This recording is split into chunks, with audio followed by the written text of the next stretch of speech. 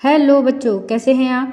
आज हम कक्षा 8 विषय संस्कृत रुचिरा तृतीयो भाग है के प्रथम पाठ है अर्थात पहला पाठ सुभाषितानि मीठे कथन या मधुर कथन। तो इस पाठ का हम हिंदी अनुवाद और साथ में ही अभ्यास कार्य भी देखेंगे। पाठ को पढ़ने से पहले पाठ का परिचय देखते हैं। तो सुभाषित शब्द सु प्लस भाषित इन दो शब्दों के मेल से संपन्न होता है, इन दो शब्दों के मेल से बना है। सु का अर्थ होता है सुंदर या मधुर और भाषित का अर्थ है वचन। तो इस तरह से सुभाषित का अर्थ है सुंदर या मधुर वचन या कथन। प्रस्तुत पाठ नीति शतकम मनुस्मृति शिशुपाल वदनम पंचतंत्रम से रोचक और विचारपरक श्लोकों को संग्रहित इस पाठ में किया गया है। तो आइए इन श्लोकों को पढ़ते हैं और इनका अन्वय और भावार्थ देखते हैं।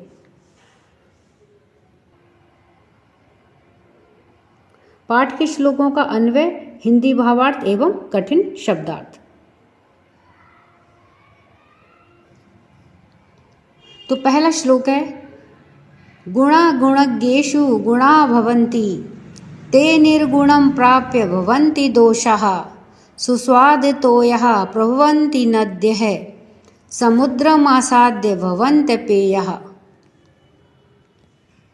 अब इसका अन्वय देखते हैं।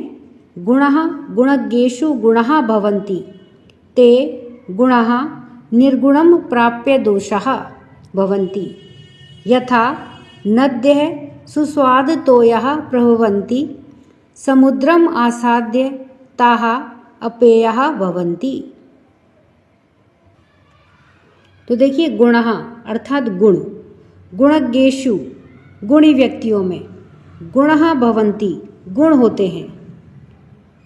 तो गुण जब गुणी व्यक्तियों में होते हैं तो वे गुण होते हैं। ते अर्थात गुणः गुण।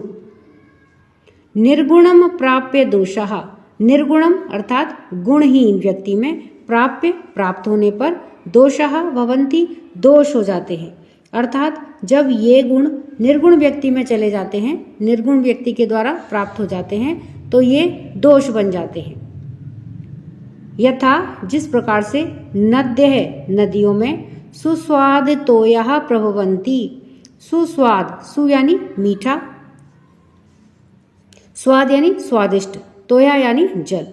तो सुस्वादिष्ट जल वाली प्रभवंती बहती हैं। तो नदियों में स्वादिष्ट जल बहता है। समुद्रम आसाद्य ताः अपेयः भवन्ति, समुद्रम समुद्र को आसाद्य प्राप्त करके, ताः वे कौन नदियाँ, अपेयः भवन्ति अपेय न पीने योग्य, भवन्ति हो जाती हैं। अर्थात जब वो समुद्र को प्राप्त कर लेती हैं तो ना पीने योग्य जल उनका हो जाता है और वैसे नदियों में स्वादिष्ट जल बहता है। ये श्लोक का भावार्थ है कि प्रस्तुत श्लोक में गुणवान के महत्व को बताते हुए कहा गया है कि जिस प्रकार से उत्पन्न होते समय नदी का जल मीठा होता है, पीने योग्य होता है, किंतु समुद्र में मिलने पर वही जल खारा एवं पीने योग्य नहीं रहता है। उसी प्रकार से गुण भी जब गुणवान व्यक्ति में होते हैं तो वो सद्गुण के रूप में होते हैं, लेकिन गुणहीन व्यक्ति के द्वारा प्राप्त करने पर वे दोष बन जाते हैं। इससे सिद्ध होता है कि संगति के अनुसार ही गुण और दोष बनते हैं। दूसरा श्लोक है साहित्य संगीत कला विहीन है साक्षात पशु पुच्छ विषाणहीन है तृणम न खादन्नपि जीवमान है तद्भाग ध्येयम परमम पशुनाम। अन्वय है साहित्य संगीत कला विहीन है जन है पुच्छ विषाणहीन है साक्षात पशु भवति तृणम न खादन अपि जीवमान है तद पशुनाम परमम भाग ध्येयम। तो साहित्य संगीत कला विहीन है जन है, साहित्य संगीत और कला से, कला अर्थात किसी भी काम को सीखने की स्किल, तो कला से विहीन रहित जन है मनुष्य। पुच्छ विषाणहीन है साक्षात पशु भवति, पुच्छ पूंछ, विषाण सींग, हीनः से रहित व्यक्ति साक्षात पशु भक्ति, साक्षात पशु ही होता है। अर्थात साहित्य, संगीत और कला से विहीन व्यक्ति पूंछ और सींग से हीन साक्षात पशु के समान होता है। तृणम न खादन अपि जीव मान है। तृणम अर्थात घास को, न खादन न खाते हुए, अपि भी न खाते हुए भी, जीव मान है जीवित रहता है। तद पशूनाम परमम भागधेयम, तद यह पशुनाम उन पशुओं के लिए, परमम अत्यधिक, भागधेयम सौभाग्य की बात है। तो यह उन पशुओं के लिए अत्यंत ही सौभाग्य की बात है कि वह उनके तृण को या घास को नहीं खाते हुए भी जीवित रहता है। अब इस श्लोक का भावार्थ है कि साहित्य, संगीत और कला से रहित मनुष्य पूंछ और सींग से रहित साक्षात पशु है। घास न खाते हुए भी वह अर्थात मनुष्य जीवित है। तो यह पशुओं के लिए परम सौभाग्य की बात है। अर्थात यदि मनुष्य घास भी खाने लग जाए तो फिर पशुओं को तो घास भी खाने को प्राप्त नहीं होगी। तो इसलिए यह पशुओं के लिए अत्यंत ही सौभाग्य की बात है कि मनुष्य घास ना खा करके भी जीवित रहता है। लुब्धस्य नश्यति यशः पिशुनस्य मैत्री, नष्ट क्रियस्य कुलमर्थ परस्य धर्मः, विद्या फलम व्यसनीनः कृपणस्य सौख्यम, राज्यम प्रमत्त सचिवस्य नराधिपस्य।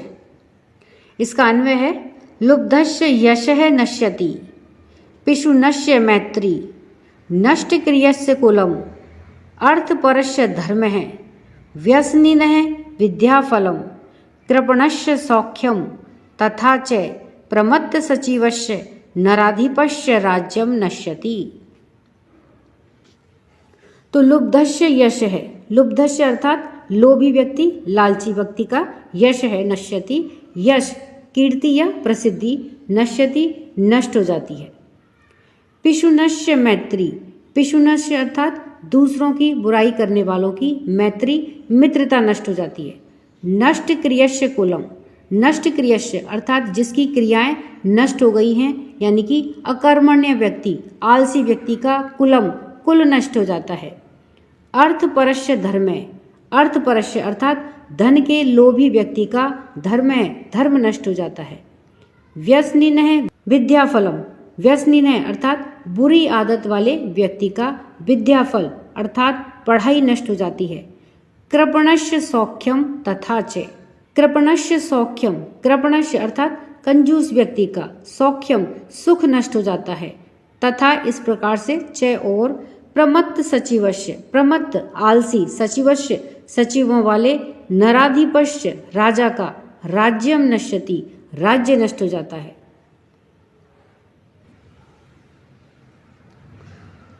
अब श्लोक का भावार्थ है कि प्रस्तुत श्लोक में अनेक प्रकार के दुर्गुणों को त्यागने की प्रेरणा देते हुए तथा उन दुर्गुणों के दुष्परिणामों का उल्लेख करते हुए कहा गया है कि लोभी व्यक्ति का यश, चुगलखोर व्यक्ति की मित्रता, कर्महीन यानी कि अकर्मण्य व्यक्ति का कुल, धन के लालची व्यक्ति का धर्म, व्यसनी का विद्याफल और कंजूस का सुख तथा अभिमानी मंत्रियों वाले या आलसी मंत्रियों वाले राजा का राज्य नष्ट हो जाता है।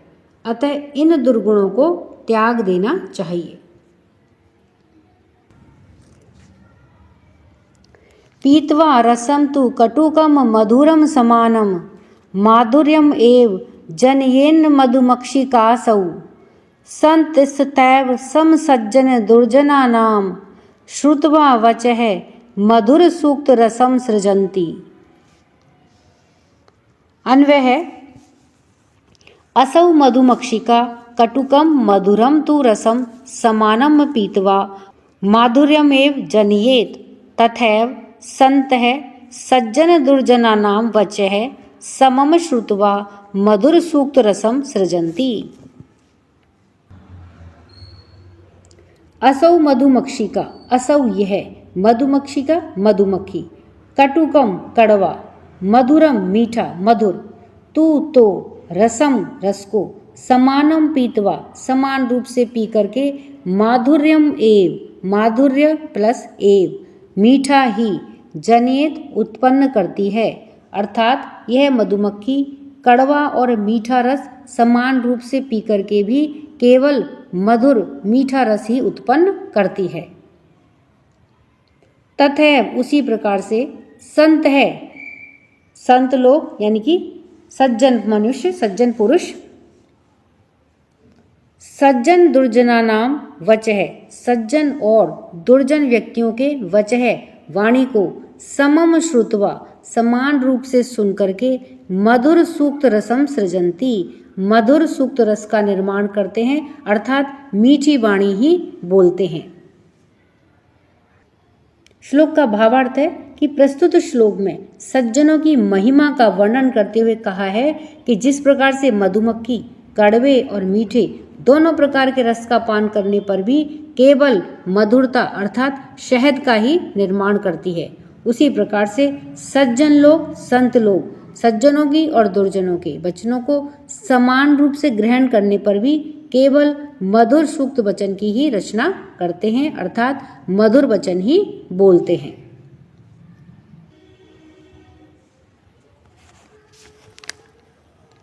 विहाय पौरुषम यो हि देवम एव अवलंबते, प्रासाद सिंहवत तस्य मूर्धन तिष्ठन्ति वायसाः। अन्वय देखते हैं। यह पौरुषम विहाय देवम एव अवलंबते, प्रासाद सिंहवत तस्य मूर्धन ही वायसाः तिष्ठन्ति।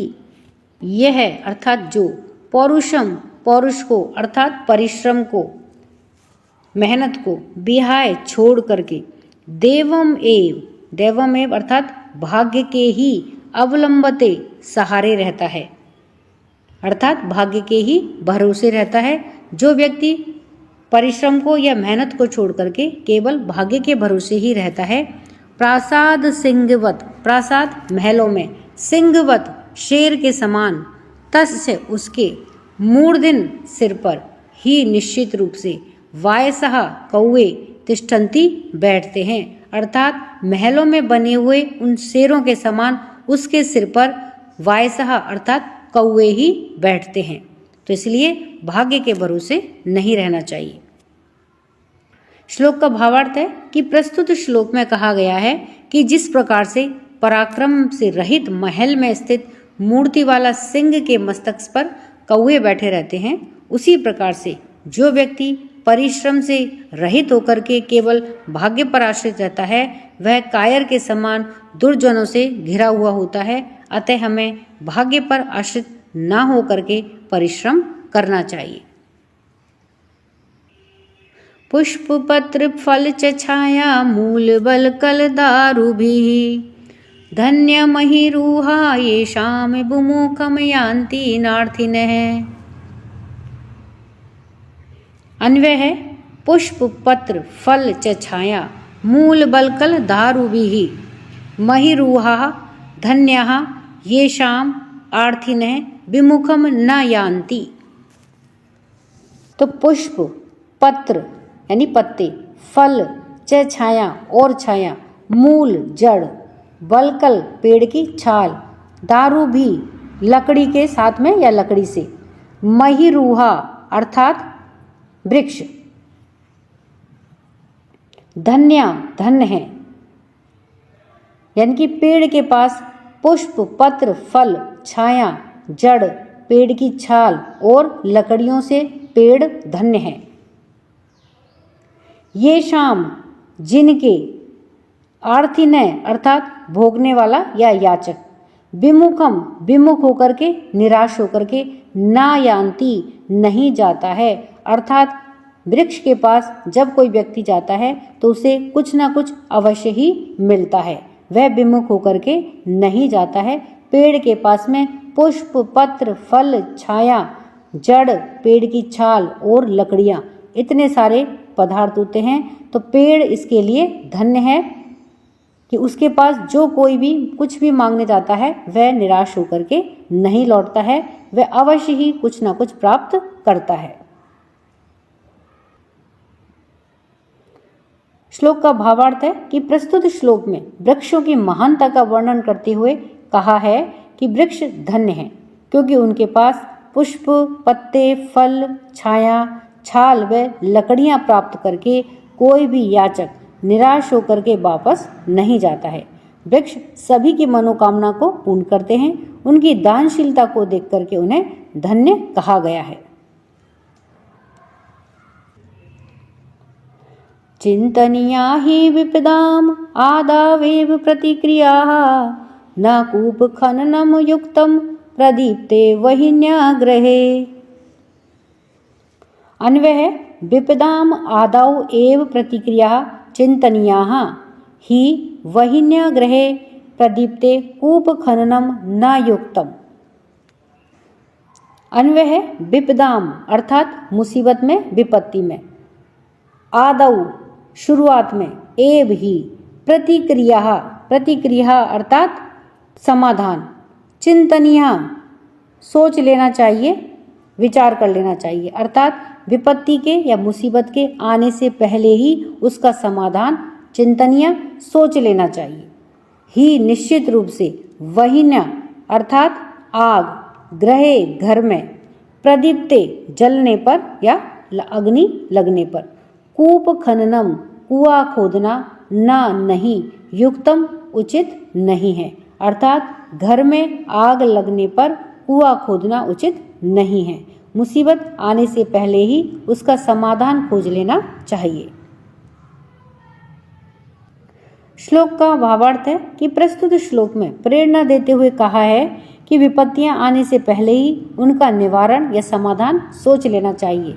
विपत्तियां आने के बाद किया गया उपाय उसी प्रकार से व्यर्थ है जैसे घर में आग लगने पर कुआं खोदना व्यर्थ है।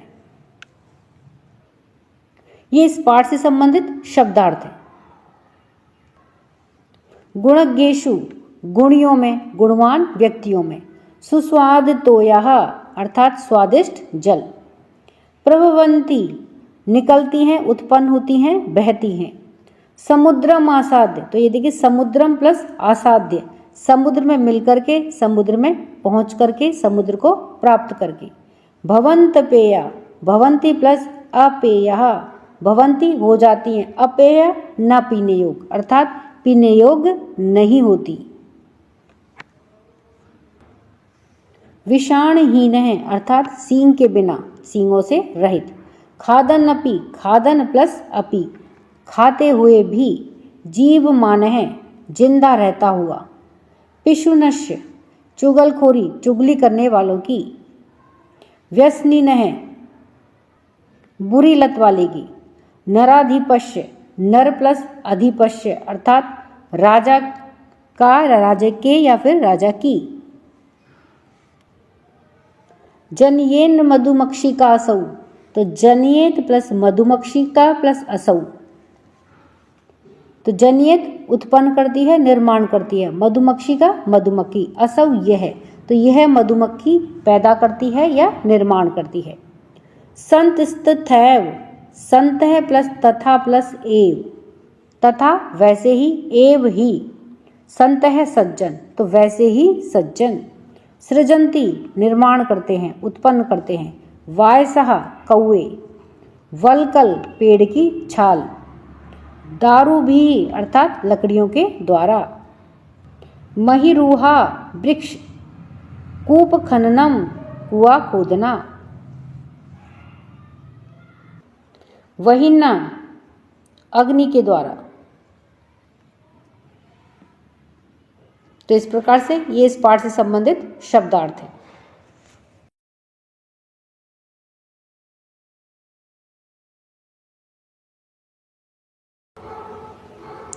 प्रश्न 1, पाठे दत्तानां पद्यानां सस्वरम वाचनं कुरुत। पाठ में दिए गए इस पद्य का स्वस्वर वाचन कीजिए। तो गुणा गुणज्ञेषु गुणा भवन्ति, ते निर्गुणं प्राप्य भवन्ति दोषाः, सुस्वादितोयः प्रभवन्ति नद्यः, समुद्रम आसाद्य भवन्त पेयः, साहित्य संगीत कला विहीन है, साक्षात पशु पुच्छ विषाणहीन है, तृणम न खादान्नपि जीवमानः तद्भागधेयं परम पशूनाम्। लुब्धस्य नश्यति यस्य पिशुनस्य मैत्री नष्ट क्रियस्य कुलमर्थ परस्य धर्मः विद्याफलं व्यसनिनः कृपणस्य सौख्यं राज्यं प्रमत्त सचिवस्य नराधिपस्य। पीत्वा रसं तु कटुकं मधुरं समानं माधुर्यम् एव जनयेनं मधुक्षिकारसौ संतस्ततेव समसज्जन दुर्जनानां श्रुत्वा वचः मधुर सूक्त रसं सृजन्ति। विहाय पौरुषं यो हि दैवं मावलम्बते प्रसाद सिंहवत तस्य मूर्धनि तिष्ठन्ति वायसः। विहाय पौरुषं यो हि दैवम् एव आवलम्बते प्रसाद सिंहवत तस्य मूर्धनि तिष्ठन्ति वायसः। पुष्प पत्र फलच्च छाया मूल बलकल धारुभिः धन्या मरुरुहा येषां विमुखं यान्ति नार्थिनः। चिन्तनीयाः हि विपदाम् आदाव एव प्रतिक्रियाः न कूप खननं युक्तं प्रदीप्ते वह्निना ग्रहे। प्रश्न 2 श्लोकांशेषु रिक्त स्थानानि पूरयत। श्लोकों के अंश को रिक्त स्थानों को पूरा करिए। यहाँ पर श्लोकों के अंश दिए गए हैं, उनके रिक्त स्थानों को पूरा करना है। तो आइए इन्हें उत्तर के साथ में देखते हैं। तो यहाँ पर देखिए ये श्लोकों के रिक्त स्थान दिए गए हैं। तो इन श्लोकों के अंशों के हमें इन रिक्त स्थानों को पूरा करना है। तो आइए इन्हें उत्तर के साथ में देखते हैं। तो सबसे पहले है समुद्रम आसाद्य भवंत पेया। तो यहाँ पर रिक्त स्थान में क्या आएगा? भवंत पेया, अर्थात समुद्र को प्राप्त करके अपेय हो जाती हैं, पीने योग्य नहीं रहती हैं।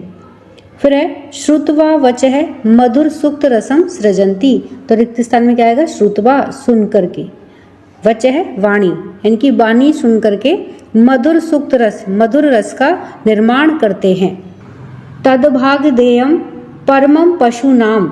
तो यहाँ पर रिक्त स्थान में क्या आएगा? परमम, यह उन पशुओं के लिए बड़े सौभाग्य की बात है। फिर है विद्याफलम व्यसनिनः कृपणस्य सौख्यम। तो यहाँ पर रिक्त स्थान में क्या आएगा? व्यसनिनः, अर्थात व्यसनिनः का मतलब बुरी लत वालों की विद्या और कृपणस्य यानी कंजूस का सुख नष्ट होता है। फिर है पौरुषम विहाय, यह देवमेव अवलंबते। तो यहाँ पर रिक्त स्थान में क्या आएगा? आने वाले में देवमेव, पौरुषम विहाय अर्थात परिश्रम को छोड़ करके जो भाग्य का सहारा लेता है।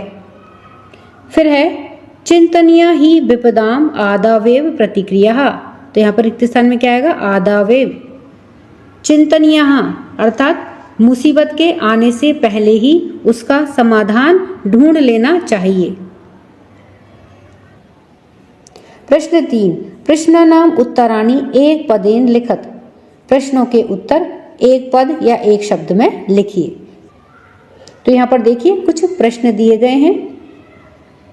इन प्रश्नों के उत्तर हमें एक शब्द या एक पद में लिखने हैं। तो आइए इन प्रश्नों के उत्तर देखते हैं। तो सबसे पहले है व्यसनिनः कै नश्यति। व्यसनिनः अर्थात बुरी लत वाले का क्या नष्ट हो जाता है।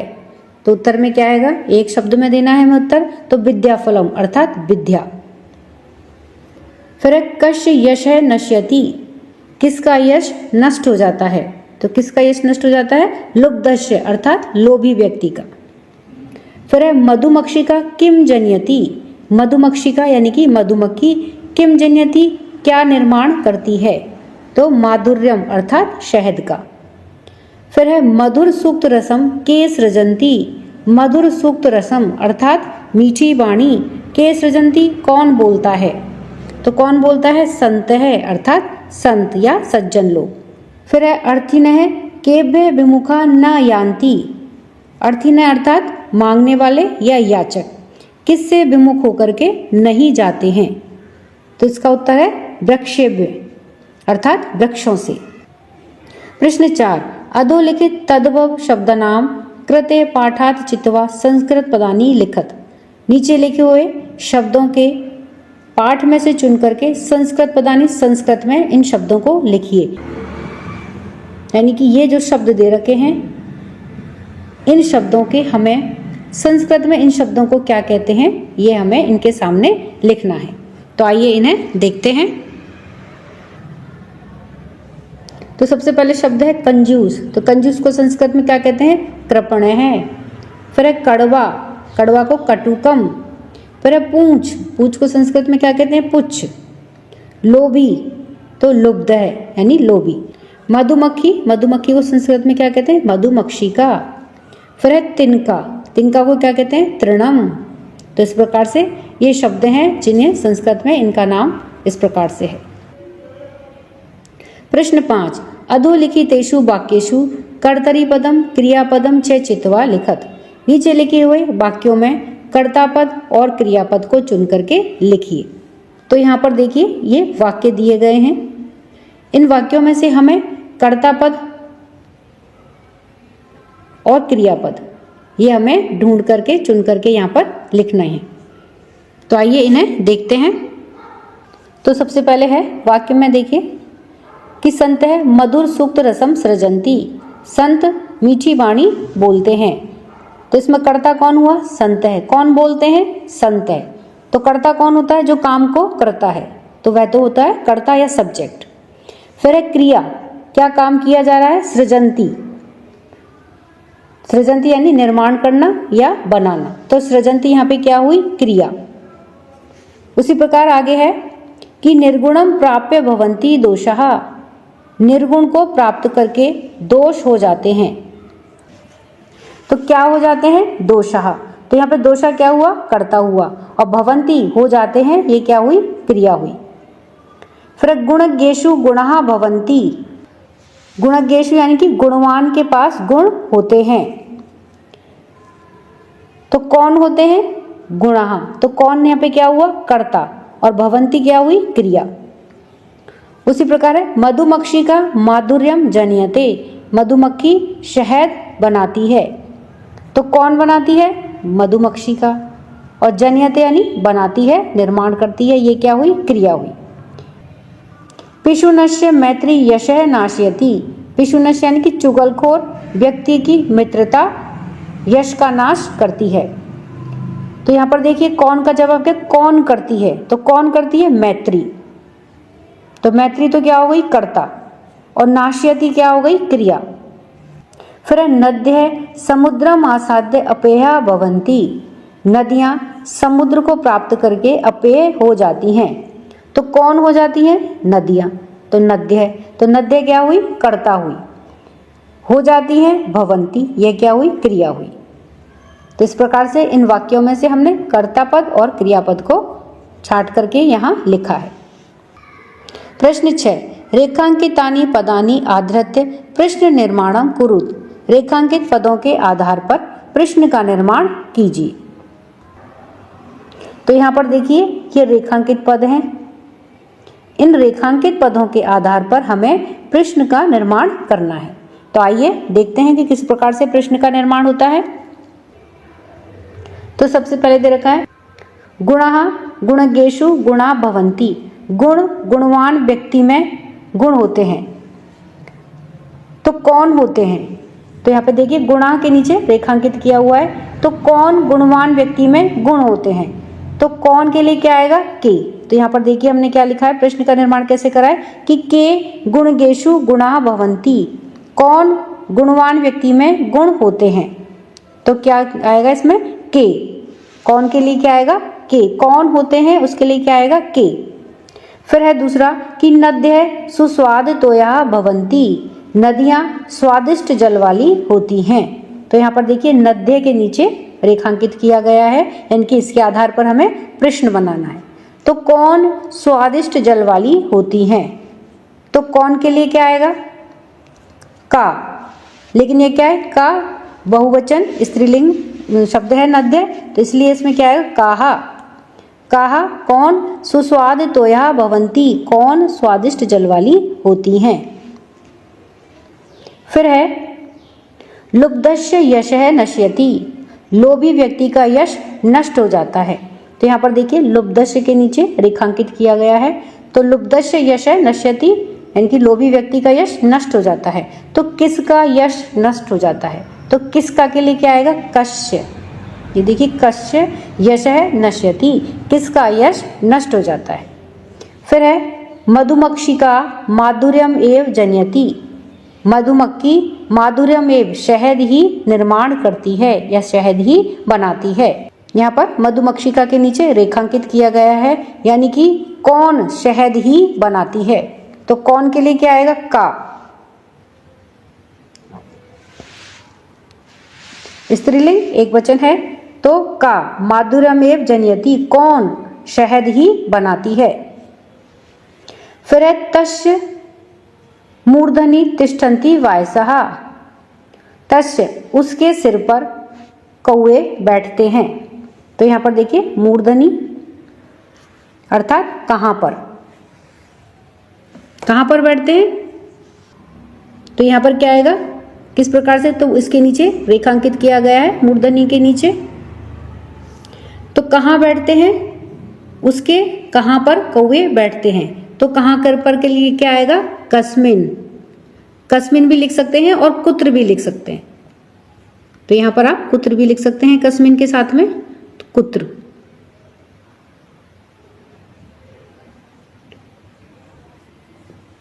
तो उसके कहाँ पर कौवे बैठते हैं, तो कस्मिन या कुत्र।